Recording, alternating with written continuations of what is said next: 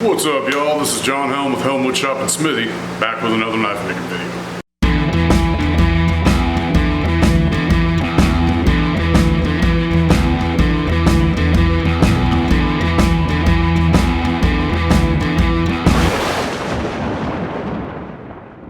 Today I'm going to make a knife that I always wanted to make, I just never really got around to it. It is a Kiritsuke. So let's head over to the bench and get cracking. And we're off. I had this Kiritsuke template that I made a while back just sitting around. Just never really got around to making it. And I'm excited to have a client who wants a knife like this. So I just traced that out onto some 1084 steel. I think this is 0.1 inches thick, which is the thickness of steel that I always use for stock removal kitchen knives. And cut it out with an angle grinder. Now, this is definitely my favorite part of making a stock removal knife, simply because nothing ever goes wrong.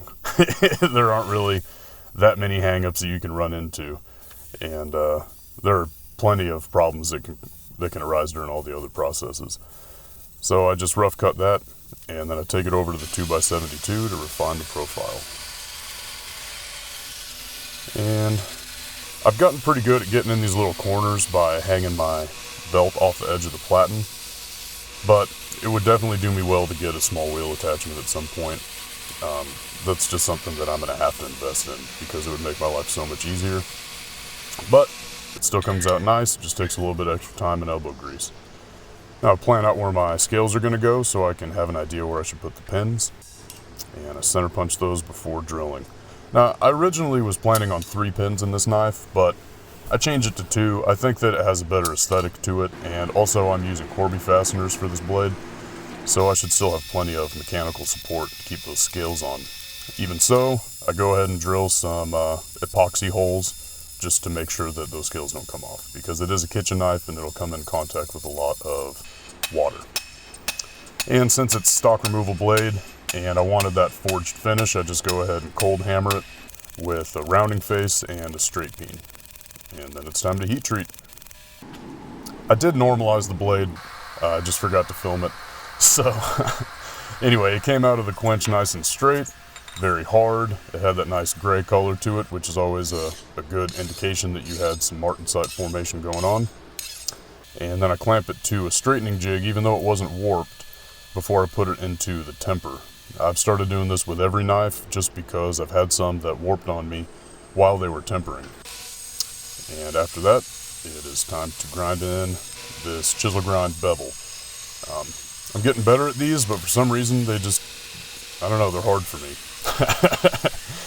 Really like the knives, but then I take it and knock off all the scale with a wire wheel on the bench grinder and toss it into the edge.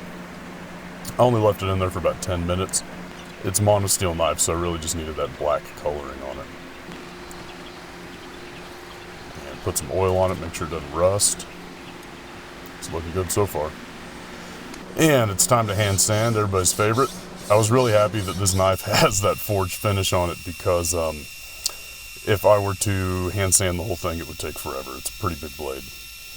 And flatten off the tang so it joins up nicely to the scales, and mark off how much scale material I need before whacking it off on the miter saw. This Linna micarta, it flings the nastiest dust everywhere, especially when you cut it with a saw, so just know that if you decide to use it. And then I clamp everything down and drill the preliminary holes for my Corby fasteners. I started doing it all clamped up rather than drilling a hole and then putting a pin in and then drilling another hole.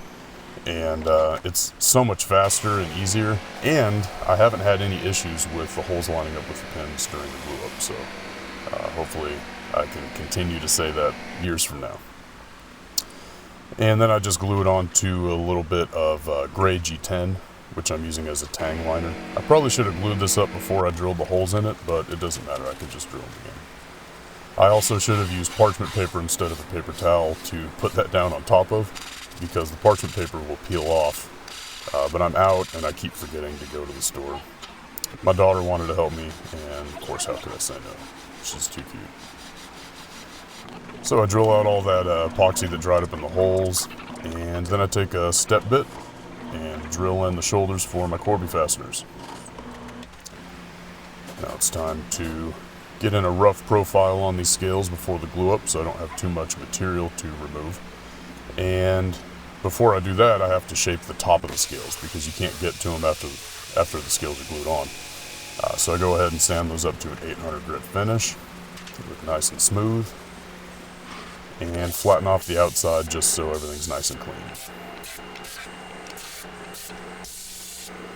Then I head over to the bandsaw and cut off all that excess material. This bandsaw, now that it is plugged in all the time, is so handy to have around. I use it all the time. It's basically replaced my handsaw. I didn't use it much before just because plugging it in and out was such an issue, but now that I have the electrical outlets all sorted in my shop, it makes it way easier. And after the glue up, I just cut off this excess pin material. These are aluminum Corby fasteners, which I really like because they're easy to cut off with a hacksaw. It just makes everything easy. And then I grind those flat, take off the excess material along the outside of the tang, and then it'll be time to shape this handle. Now, because I have so many curves in the handle, I don't do a lot of it on the grinder. I don't have the attachments for it, I don't have speed adjustment, so it's just really risky to try to shape it on the grinder that I have. One tiny little false move and you can ruin the whole thing. So I go over here and shape it using files, and coarse grit sandpaper I actually found is probably the best thing for shaping that micarta, because it gunks up your files so quickly. You're constantly having to brush them out. Anyway, I took this all the way down to 800 grit before sharpening it up on some stones. And when I'm done, it is a thing of beauty. Look at that. I'm really happy with this knife. And I'm really excited that I got to make a Kiritsuke. Never done it before. Well, I hope you enjoyed watching me make that. It is extraordinarily sharp, and I can prove it. I cut my finger pretty well when I was trying to wipe it off with a paper towel, cut right through the paper towel, and also my finger. Anyway, thank you all very much for watching. I appreciate every view that I get, and I hope that you appreciate my videos. If you did, please consider subscribing to the channel and hitting the notifications bell so you can see when I come out with videos in the future. Till next time, y'all have a good one.